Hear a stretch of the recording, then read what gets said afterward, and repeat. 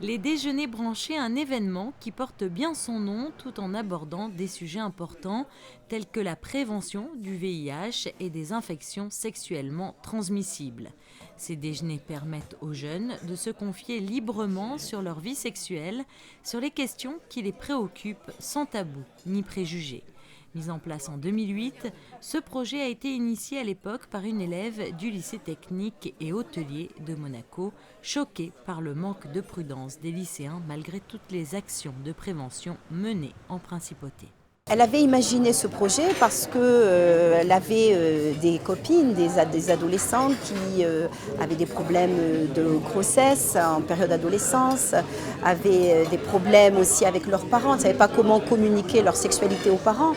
Donc elle a trouvé qu'il fallait trouver un moyen que les jeunes puissent se confier à des adultes, mais des adultes informés et qui puissent leur donner de bonnes directions afin de se préserver, surtout de préserver leur sexualité. Ils sont tout à fait détendus, sans tabou, de pouvoir parler de tout, parce que parfois on n'ose pas en parler à ses parents, on n'ose pas en parler en famille.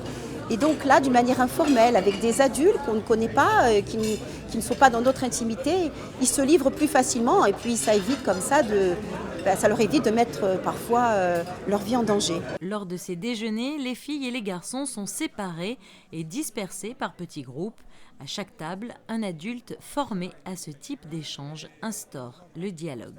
Aujourd'hui, j'ai une table de jeunes filles et effectivement, elles ont des questions à poser dans la mesure où c'est pas toujours évident de parler avec ses parents. C'est parfois plus simple de parler avec quelqu'un d'inconnu. Qu'est-ce qui vous inquiète aujourd'hui ?